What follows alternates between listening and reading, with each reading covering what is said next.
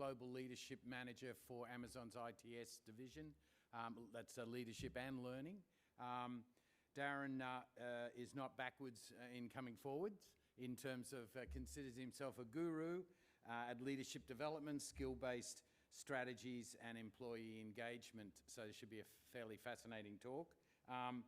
His magic creates powerful and lasting changes for his clients, leaving them amazed and wondering if he has some kind of superpower. So we shall see. I guess from an Australian vernacular point of view, Darren is a petrol head. I guess that's a gas head in US terminology. Has had over 53 cars. Any of them a Studebaker? None of them a Studebaker yet. That's a car to have. That's right. And they've included a Nissan Figaro, a Nissan, sorry, is probably the American way of saying it, PAO, a Bradley GT, and a 65 Chevy Corvair. So I'll hand over to Darren and let him do his magic. Thank you. Well, thank you. If you look up any of those cars, they're unique cars. So throughout my growing up and that sort of thing, I decided, you know what, cars are cool, but I want to do it unique. So I have had a lot of unique cars. It kind of keeps my mind going for many different reasons, which I'll kind of go into just slightly, because actually when we talk about skills and that sort of thing, it's kind of an important piece is to understand where your own skill sets are and how do you build out from there. So I arrived this morning from Seattle, Washington. And so far, the coffee's been good, I'll have to tell you that, so okay there. I need to figure out what the beer of choice is here in Australia. I've been to Sydney before, but you guys will have to let us know that afterwards. So I know you guys call it the down under, so we come down under, right? So I come from up top, I guess. That's right. There you go. That's right. Okay, so let's just jump in. And by the way I do my sessions, no matter where I go, and I do a lot of different conferences and stuff like that, is I don't spend a whole lot of time at the end answering questions, because I figure for 40 minutes or so that you have me, I'm going to give as much knowledge as I know about these different topics. And I also want to make you part of this. So I don't do talking heads. In fact, it's one of the things I don't like about conferences is when someone gets up and just spouts data and blah, and I go, no, it's okay, right? What I want is also to learn from you, but to learn from each other, all right? And so this is me. These are the places I've worked. This is where I started. I actually started years ago in FedEx. The Gates Foundation is where I actually started looking at future work. So worked with the Institute for the Future and a few other places, IDEO, if you know design thinking. Worked with them on thinking about the future of work in different industries and stuff like that. Mostly in healthcare, agriculture, those sort of things. So throughout the years, though, even past that, as I moved on to Microsoft, a company called Degreed, and then now at Amazon, it was part of my passion is even though I was brought up in kind of the tech field, so I'm kind of a techno nerd, so I love computers, and the idea of AI and automation is interesting to me. I also have a lot of background in leadership development. In fact, that's what I do in IT services, leadership development, and help them understand what the next workforce is going to look like. And the interesting thing is before the pandemic, that future workforce was maybe 10 years out, 10 years or so. So we used to do 10-year maps, right? So we'd do 10 years out and working back. After the pandemic, ChatGPT, how many people remember when ChatGPT came out in, that's right, you're all right, November of 2022, right? That changed everything, right? So we're going to talk a little bit about that. I am neurodivergent. I have ADHD, dyslexia, and neurosarcoidosis. So once in a while, you'll see me kind of stumble over words, mix up words a little bit, maybe stutter a little bit. That's just who I am. All right. That's my superpower, by the way, and you'll find out why about that, because I'm really passionate. And when I get in for those of you that know ADD people or ADHD, when they're passionate about something, they dive deep. Right? So other things like housework and shit like that, oh, pardon my language. Is it okay to swear here a little bit? Perfect. I love it. I love it. Yes, good. All right. So So we'll go in. So upskilling, so this was the title that the conference said, hey, this would be a great title. I gave them a couple different titles. This is one they came up with. I'm redoing it though, so right on the fly. We're going to call this upskilling and reskilling because there's a difference between the two, and I want to make sure that we get into that a little bit. If you're going to do this work in your industry, in your organization, there's a few things you should know. You should think like or I should say, study like an anthropologist, meaning you have to understand where you're coming from in your industry and in your organization. So there's a little bit of anthropology that has to happen, right? And I don't mean just like, hey, we came from here and here's the our company started 30 years ago. I'm talking about the people side, right? So what were they doing 5 years ago? How was it being done? What were processes in place and stuff like that? If you have a good lay of the land, that's going to help you when we talk about mapping skills of the future. You then have to think like a futurist. And so a couple of things that I'm going to do today is I'm going to ask you what are roles going to look like in your organization in 6 months, 1 year, 2 years, and 5 years. Have you guys thought about that? I'm sure you have a little bit, but if you don't sit down actively and start kind of mapping these things out, whiteboard, that sort of thing, and start really thinking about this. So, by the way, this is my second tour of duty with Amazon. That's what I call it, because I was there before, left, came back, second tour of duty. When I was there before, they were talking about drones, right? So package delivery and drones and stuff like that. One of the things that they weren't talking about, which was interesting enough, is so you would think it's like, okay, we're going to have drone pilots and all that. No, we don't need that because computers are eventually going to do that for us, right?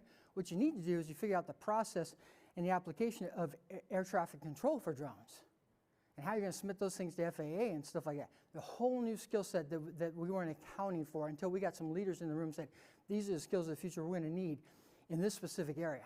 So you have to think like a futurist, do a little research, and then I believe you have to act like an innovator. Meaning you got to start now acting on these things in a non-traditional way. Because if you do it in a traditional way, by the way, for a lot of companies, I'm not saying any of you guys, because you guys are pretty damn awesome here in Australia, and especially in Melbourne, right? Is that you guys are already probably doing a lot of this stuff, but we should be thinking innovatively. So what we're going to do is I'm going to have you just with someone next to you. I just want to take 2 minutes and talk to each other about how the work landscape has changed in just the last 2 or 3 years, okay? And then I'm going to have you shout out a couple of those things, but just 2 or 3 minutes and answer this question, okay? Oh, I said 5 years. Well, the pandemic, right? It's really where, there's a lot of changes. So talk the last 3 to 5 years. How about that? Okay? And go.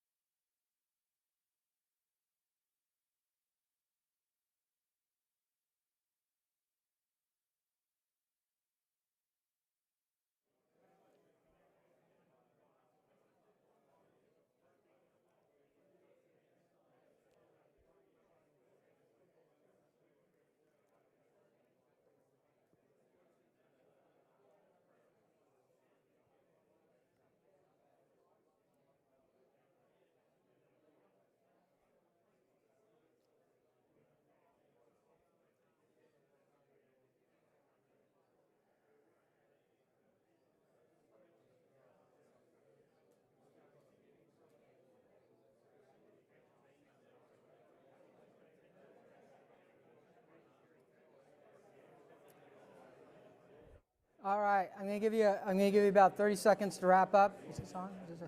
30 seconds to wrap up. If you're comfortable with staying where you're at, go ahead. If you move seats, might as well stay there, because we're going to do a little bit more of this throughout the next 37 minutes or so.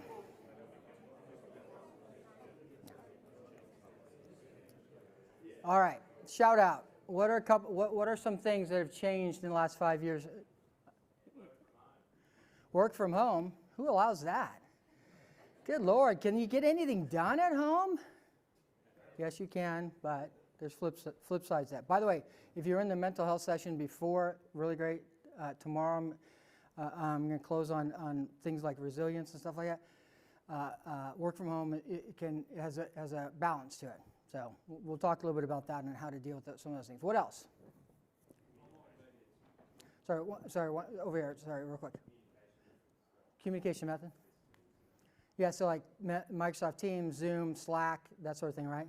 Yeah, whenever someone slacks me, I just want to slap them back, right? Especially when I'm heads down. But I know I can turn off notifications. Okay, what was that over here?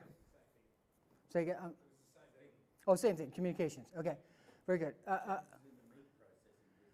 Changes in the meat process. It's very specific. Okay. What I found quite fascinating is the equipment has got a lot more sophisticated. Interesting. Complex, okay. And the people working on them, though, that are coming out of we call them TAFE colleges here, tech schools, Okay. trade schools, Yeah. Yeah. not the same quality they were 20, 30 years ago. Interesting. So an industry has changed around the technology to meet meat cutting, packaging, that sort of thing. Okay. Like more servo drives, more smart cameras, Gotcha. Okay. more automation, and so Interesting. Okay. more safety systems, all So- that stuff changes. Right. So he's saying specifically in this industry. By the way, it's not just specifically this industry. When you talked about automation, safety, servers and stuff like that, and now you got to start programming things and stuff like that. Big changes. Yeah. Interesting. So automation already happening. And by the way, a lot of organizations chose to do it during the pandemic, right? And there's a few reasons for that. It's like in Amazon, just in the Seattle area, 24 buildings where they chose to do some interesting automations and fiber optic and stuff like that. Some of it made sense. Some of it I'm like, wow, okay. Yes? Mobilization. So Yeah. you've got, instead of kind of fixed location where you work off, Yeah. now you have floating disks, you have floating meeting rooms, you can have, Right. and even mobile things to log your maintenance. I was fascinated. So going into looking at some of the vendors in the expo hall and did a couple of the innovation stages, stuff like that. Really interesting on how how mobile things have gotten, right? And this, back in the day, in between FedEx and the Gates Foundation, I did some consulting to up in Seattle. King County it's where Seattle is in. It's a county, and our permitting process was going more online. And so the old school way of people go out and check the box on paper and stuff like that, it was all going online. And it was a big deal back then. Of course, this was 16 years ago, but that's happening at a more rapid pace now. So there's a few things, and a lot of them we're already on things that you had said anyways. I think it's really interesting, right? So there has been the increases we said in remote work. There's some other things that I think are interesting as well that I think are going to help us. So focus on employee well-being. How do we sustain some of the practices that we have? Obviously, we have the growth here, and then greater diversity and inclusion. I think a lot of these things are really great things. And for me, I'm like, oh, digital collaboration tools. But there's always the flip side to some of those things, right? And again, how do we use them in ways that help us with things like this, right? And things like this. So those are changes that we know have been happening quite rapidly. Some industry changes that I've seen and that I've been a part of. I know that there's obviously lots of changes in mining and asset management and that sort of thing. In fact, I used to work in a team. My first tour duty at Amazon was asset management for what we called last mile. So anything that leaves a warehouse, right? So how do we look at those things across the board? And so I know a lot of those things have changed. These are things that are jobs that are either going away soon, have been automated a lot. Anybody? So I do this at all conferences when it comes to skills. If anybody can tell me what a Gandhi dancer is, I will buy you a book on Amazon at up to $20. Anybody? You don't know? This is a job that went away. There was hundreds of people working. In fact, in Australia, I know you guys had Gandhi dancers. They're the ones that were laying railroad track back in the 30s. And they were hammering the spikes and stuff like that. What happened to their jobs? What's that? It's all automated, right? So things have happened that jobs go away, right? That's going to happen. Gandhi dancers being one of them. A lot of these other things, are going to go away. We love it or hate it. I don't like bagging my groceries at the grocery store, but I sure do like getting through the line faster, and I can zip through that now, But there's always pros and cons to a lot of these things. Here's what I do know. Doesn't matter whether I like it or not. When I talk to leadership, it's one of the things we talk a lot about is change management. It's inevitable that change is going to happen, okay? I'm going to throw out a little piece of advice today. I may cover it tomorrow, but change management happens at the C-suite level really quickly. At the mid-level manager, they have some time to process it. It takes a little bit longer, and then by the time it gets down to the laborer or the day worker or whatever, warehouse worker, it takes them a little bit longer. Why is that? They're the doers, right? They weren't involved in the decision, right? So now you're telling them that there's going to be change because it's good for the bottom line. And C-suite's all over that, right? Because it's all about numbers, right? Then you get down to mid-level managers who have to go through the same process, right? They're processing it, but they have to advocate for it too. So it takes them a little bit of time too. By the time you get down there, that's why change takes so long, and that's why change initiatives fail so often, is because we tend to get them wrong. You need to incorporate all of that up front. What's going to happen to you as a worker, you should be involved in that. I'll get down off my soapbox. We can talk about that some other time. Okay, so here's what we do know. We know that McKinsey Institute said that up to 800 million jobs could be lost by automation by 2023. Another 950 million jobs could be created by automation in different ways. So, again, I've been around the block a couple times. I've seen things come and go. I've seen things, interesting things happen. I'm a big believer that if we use technology in the right ways and we help upskill people, we can really focus on our people and create really great companies that we used to have back in the day. GE being one of them. GE has done a huge transformation over the last few years. IBM did it, in the 80s and 90s, had to, right? Going from mainframe to software and that sort of thing. This is an interesting fact. This is something that so if you're in any kind of management, C-suite, even if you're a mid-level manager, these are things that you need to think about as you go, as you're talking about what's the next step for my employees. My job changes on a yearly basis. I have been tracking my own skills for the last 10, actually almost 12 years now. Every single year it's changed. And the change has become more rapid, and my skill set has changed pretty rapidly as well. Just because I'm dealing with different leaders and by the way, most companies are tech companies now, right? You may sell something or you may do something, but you're usually in a tech. It's usually because of automation, process, that sort of thing. It's a lot of tech in companies. So, what are we going to do about it?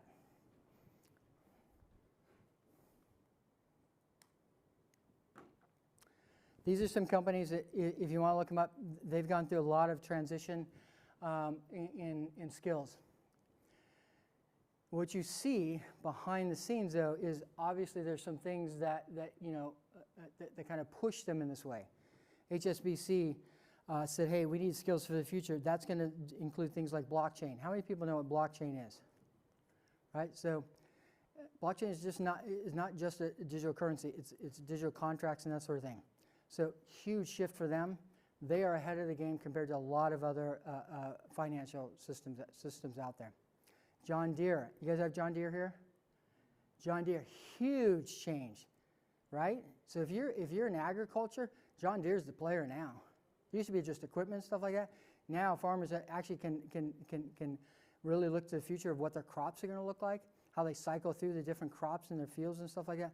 pretty huge shift, which also meant a huge shift in the way that they had skills. And they retained a ton of their workforce. HSBC did too. In my own work, Amazon, you guys probably know this a little bit.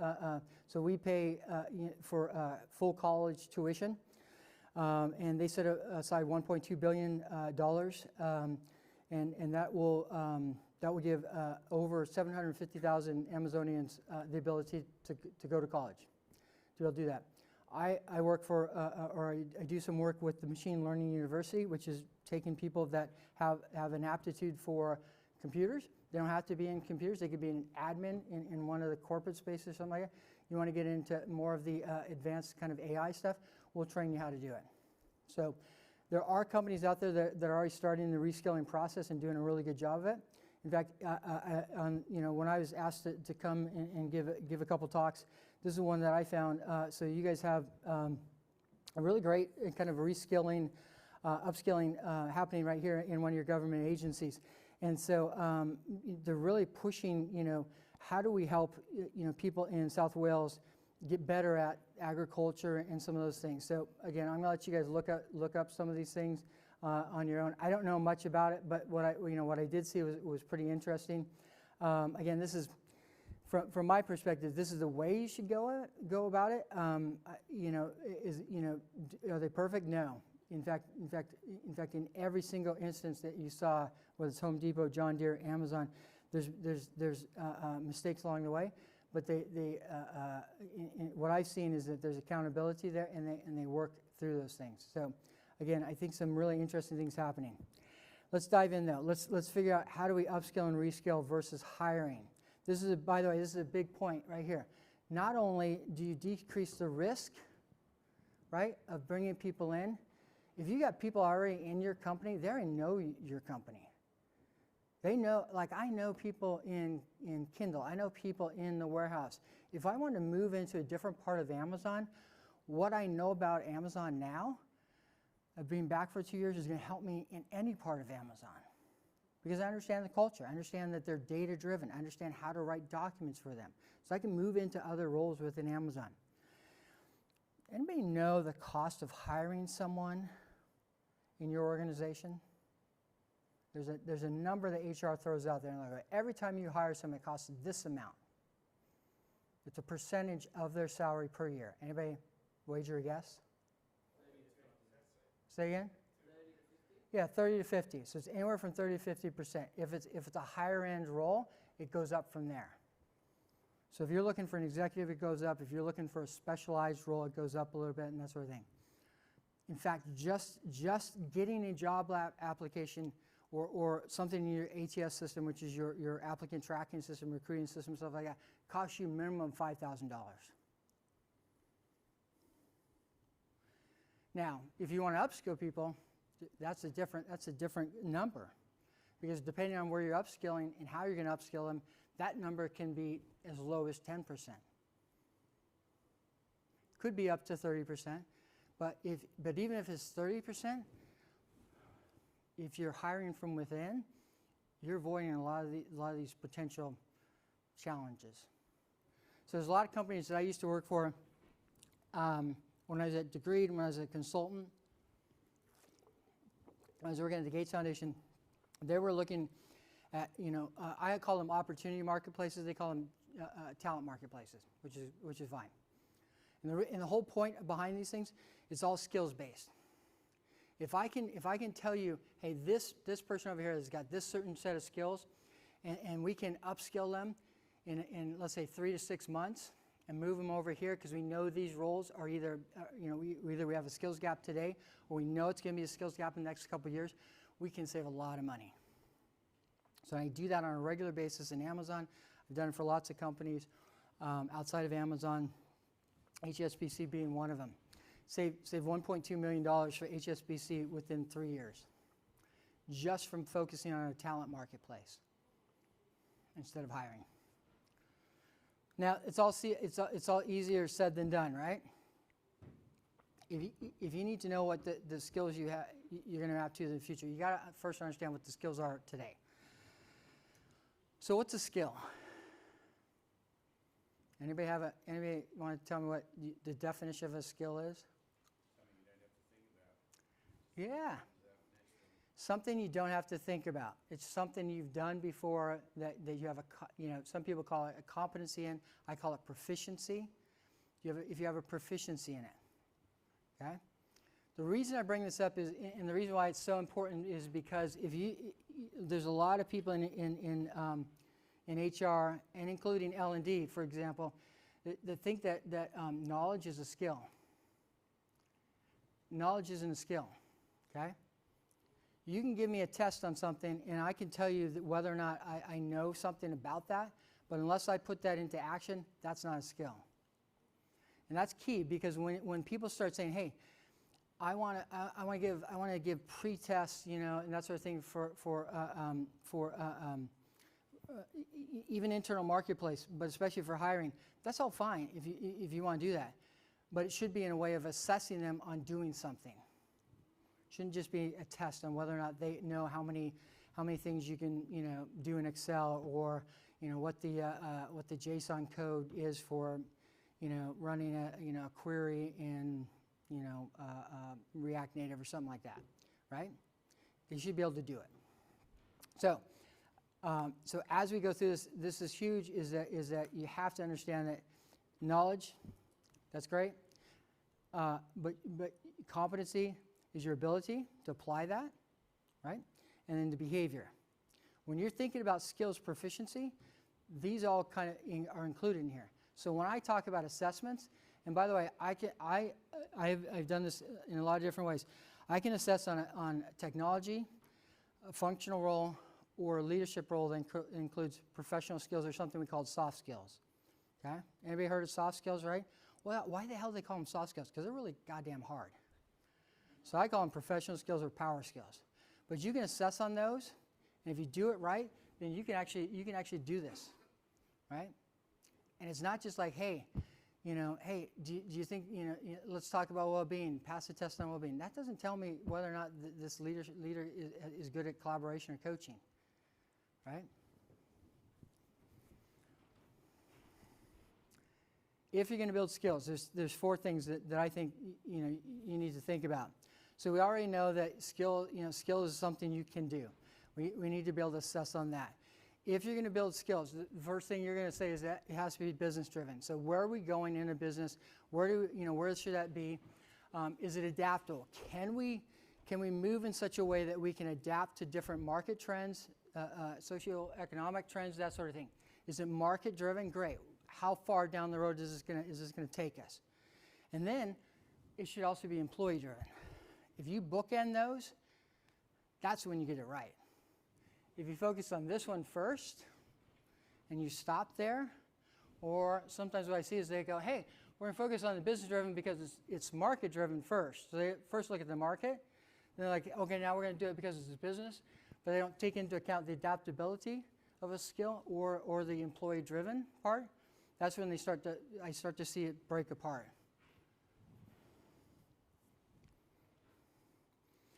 The way I like to look at this is if you can figure out what the skills are that you need, you can then start putting together a skills framework. Once you understand the skills you have today, you start identifying the skills of the future. By the way, don't start with the skills of the future yet. Figure out where you're at today. That's such a pain, Darren. God damn it. We got places to go. We got things. We got markets. We got to do this. You have to take a step back. You have to understand where your skills are today, because you can look at the skills of tomorrow, but unless you understand where you're at today, and I'm not just talking the skills across the board. I'm talking about the proficiencies. And you can start small. I'm not telling you to boil the ocean. What I'm talking about is core skills for certain departments and roles that you think are going to be the drivers of your organization. Start there. Once you do that, then you start developing the skills framework. The framework, again, doesn't have to be complicated. It could be as complicated as you want. I've worked on skills frameworks that have over 500 skills in them. And that's not very big compared to some industries. But a lot of those big industries, they've already got a framework out there. if you do anything at all, if you said, Darren said to start small, this is where you should start. Right? Identify critical skills, the critical skills you have today, and then the future skills. Then you need to address those skill gaps, right? So you need to address the skill gaps you have today and in the future to focus on reskilling, and you need to address those in an individual way. So this is personalized learning. Those other things, you can come back to building a full skills taxonomy. You can come back to setting skill proficiencies. You should be doing that, but this is minimum what you should be doing.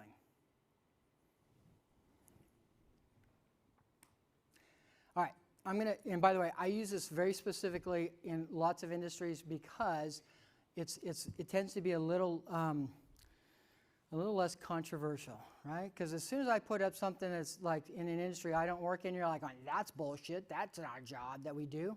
So I put in something that I know is something I've worked with before, and I do this because and I've got a few different jobs. I actually do this because it's something that you guys will recognize, but you're not going to argue with me on it. Although that guy looks like he might argue with me on it. No, I'm kidding. I'm joking. Okay, so let me go back real quick. Okay, so this is Jan Bird. She's a banking and finance. She works in banking and finance. She's a financial analyst. She's been there for 1 year. Okay, so I'm going to help you out here, right? So hiring post. This hiring post is, by the way, this is a real hiring post that I got off of Monster. Do you guys use Monster down here? Okay, you guys probably, do you guys use LinkedIn probably? Indeed? Is Indeed down here? What's Seek? Oh, nice, because you're seeking a job. I got it, okay. Yeah. In the U.S., it's Monster. Fine. Yeah, of course it's Monster, right? Okay, so this is a real post on Monster. See any issues with this at all? Just shout it out. Any issues at all? This is the hiring post for this. This is what recruiting went to the manager, I'm sure, because I've been through these over and over again. Yes, sir. Darren, is she searching for a job or is she on TikTok? What's that? My question is, what if the problem is not skills but attention? That's a separate session. Yeah. But here's the thing. You have systems that help you with that, right? I know for a fact that in Amazon, because in IT services, I know how many calls my service desk people make, right? And I know whether or not they're lagging on calls and stuff like that. We call it lagging, meaning they're off doing some other thing. They come back 10 minutes later to close that call. I know that. I know if someone's on TikTok. If they're in my system, I know. So, but right now I'm focused on skills. But you're talking. Oh, yes, and I come at it from a very scientific perspective because ADHD has fucked me over many times in my career. So it has become a skill to pay attention. So, and that's what my psychiatrist said. He actually said that word. So I didn't swear it. That was my psychiatrist told me. Fucked me over. Okay. So yes, it is. Yes, it's a skill, and yes, we can accommodate for those, but not as an excuse. There are things we can do. So promoter timers and stuff like that, I use them all the time. So yes. So we're going to move on for this, but you got this, right? And I'll tell you what the problem is in just a second. But then here's the job description that goes along with that hiring post. Okay? The recruiting wrote the post. The manager wrote the job description. Okay? So far, right? We're all on the same page. This happens over and over again. Anything wrong with this?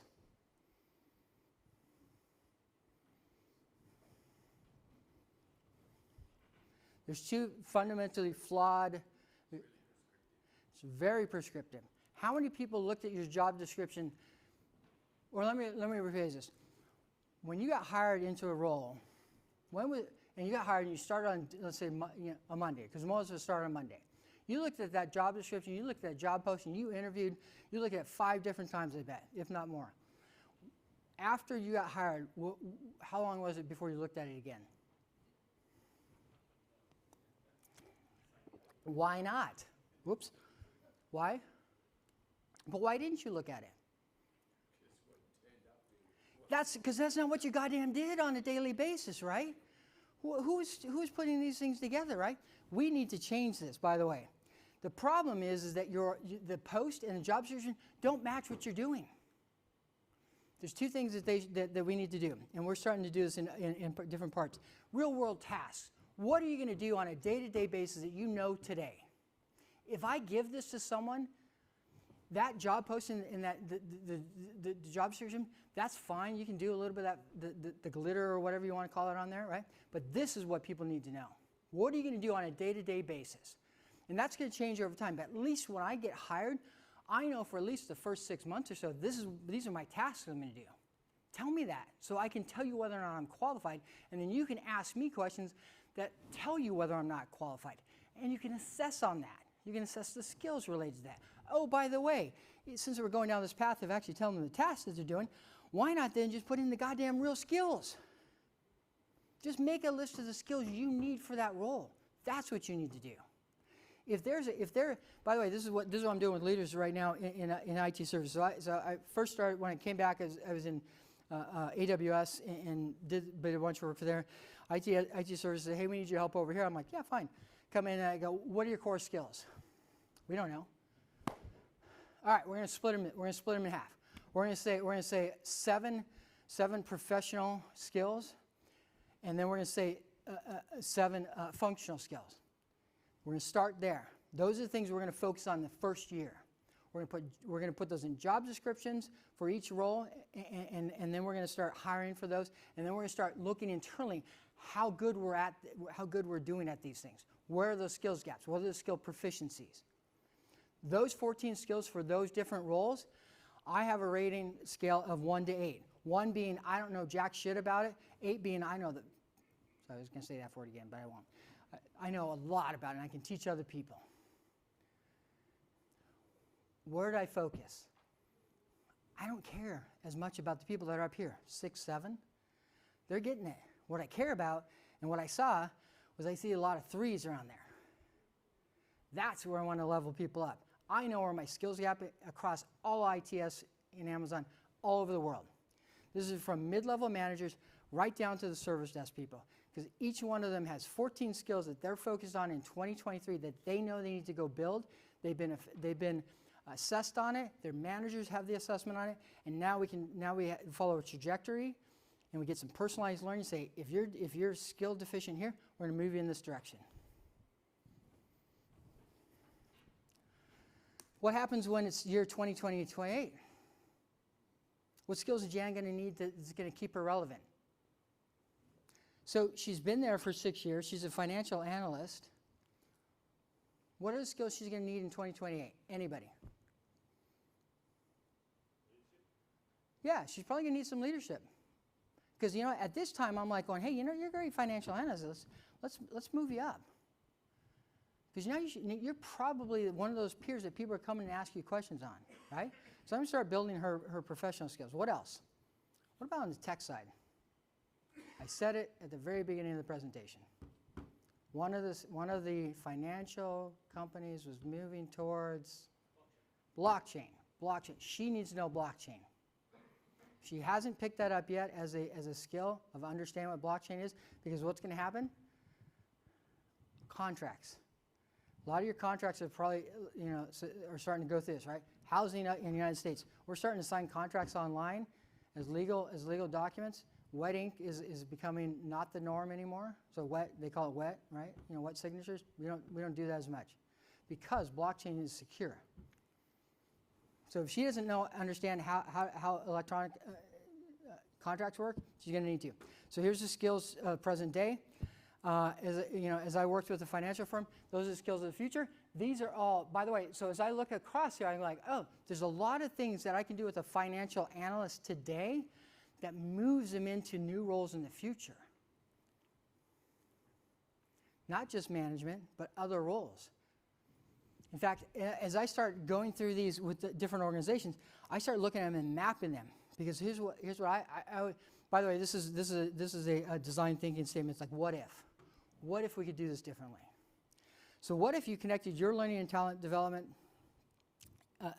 skills to opportunities? What if you did that, right? What if you actually did the skills analysis? You could start doing this. You could say, hey, here's a data analyst that we have today, and there's a shit ton of data. Oh, damn it. Sorry. There's a shit ton of, I did it again. There's a lot of data analysts out there, right? How many people are struggling with getting data scientists? It can't just be Amazon and LinkedIn. In fact, I know it's not, because I talked to a lot of people that are going, hey, can we steal some of your guys? I'm like, fuck no, you can't steal our guys, because we have trouble getting them in anyways. We're paying enormous salaries for these people, right? So no, we're keeping them. Go do your own thing, right? That's one role I happen to know really well, and it happens to be that there's so many companies out there that are struggling to find data scientists, and yet I know that those people with these additional skills can move into those roles. In fact, I've seen them move into these roles in a year. I've seen literally hundreds of people in Amazon move from a data analyst or very similar role into either coding, junior data scientist, or something in machine learning. All this automation, yeah, it's going to happen with or without us. Robotics, you're going to need mechanics to work on it. Drones are going to need people to understand what aerodynamics, work better in drones. Agriculture, you're going to have to understand, when to plant crops, when's the optimal time to do those sort of things. All of these things are going to have different roles that are applicable to the roles that you have today. It is going to move them into more technology-based roles. It is. But that's what we did. We've been doing it, we're now in the fourth industrial revolution. We've been doing it year over year. By the way, my dad had a job as a pin setter, bowling pin setter. I think he was crushed when his job got taken away. Oh, damn that technology. Maybe for half a second, then he moved on. Is it changing people's lives? Yes. Are they nervous? Absolutely. How do we help them? We do this. Look at these roles. So as I started kind of looking at these different things, and people started asking me questions about this, and I've got actually more here, but like even truck drivers, right? So how do I get them to move into these other things, right? And so there are things that you can do to move them into other transitional roles. And these are some people argue, well, these are just kind of, truck driver but truck drivers actually have a lot of skills. They need to understand the mechanics of that truck they're driving. That's what people are like, oh, they sit on their ass all day and drive down the road. I'm like, actually, that's not what they do. They do a lot more than that.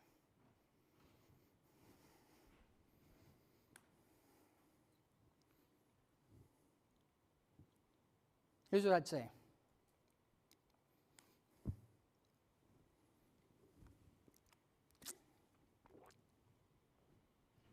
I'm a firm believer. I've seen this over and over again. There's a few books on this, right? Good to Great. Anybody read Good to Great? Fantastic management book. Came out years ago, right?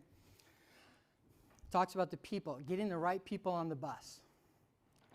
And I believe it's not about just going out and hiring the right people to get on the bus. I believe that there are people on the bus that can stay on the bus. But we have to focus on the people. I go into C-suites all the time. By the way, as you can probably tell, I'm a non-traditional leadership kind of guy, right? I've sat in meetings with Bill Gates where he's torn me up one side, down the other, left, cried in the hallway. No, I'm kidding, I didn't cry. But, well, no. But I came out and going, but he challenged me to be better, right? He challenged me to say, bring in a good story. By the way, this is what him and Melinda used to say to us all the time. Bring us a story backed on facts and data. And to me, that's about the people. If I can help people in an organization succeed, if I can help leaders align skills gaps to future roles, if we can do that, and if we're all about the people, you will build a great company. But you have to understand the facts and data today. You have to tell that in a good story to say, hey, here's how we're going to help our people grow. We're going to get over some of these hurdles of AI and automation, move them into other roles by upskilling and moving them around the organization. And then we'll worry about some of the technology and some of that other stuff. It shouldn't be the other way around. I get that business are there to make money. I get it. But I've seen over and over again, plenty of books out there, blah, blah, blah. It's the people first. If you put people first, the company will excel. You'll innovate, by the way, too. Seen this over and over again, too. People will innovate for you, become loyal to you when you put the resources and development back into you. And I'll leave you with this. You have training budget to do this. Guaranteed, almost guaranteed. Every company I go in, I say, can I see a training budget? They show it to me, I go, how come you're not utilizing it? We don't know how to spend it, or we don't let them spend it. I'm like, what the hell? Open up the damn pocketbook a little bit more. You're telling me that this is what you want to do, but then you got to figure out how to get it done. I get it. But now let's utilize those things. All right, and David's like, oh, get off the damn stage. I have 11 seconds, David, right here. It says so. I'm just kidding. I'm joking you. I'm sorry. By the way, if you want to get a hold of me, that's my dog Bailey. We like to have a little fun. This is one of many outfits. I know it's a little weird, but anyways. So if you want to get a hold of me, I'm going to be at the speaker corner or whatever in the expo. If you're interested in learning more about the anatomy of a skills framework, I actually wrote an article for Association for Training and Development. It's a worldwide organization, an article that they published last month. If you're interested in that article, I can send you a PDF of it. It goes into more of the skills framework, more about skills gaps, how to measure them, that sort of thing. And with that, David, I'm done. Thank you. Hey, that was truly really very good, Darren. And still the thunder and the punchline, but actually there is a weird thing about the future. History doesn't repeat, but it rhymes. And my optimistic prediction for the future is we're about to go into the second Renaissance. Yeah. Not the end of the world. It's not doom and gloom. Yeah, you got it. Yeah. So, just now some housekeeping and off to upstairs again. Just when you're going upstairs, don't forget at the top of the elevators, there's the round table boards, 15 round tables, 30 max in each of them. So, yeah, just sign up for the one that you want to go to. Thanks. Thanks very much. Thanks, Darren, again.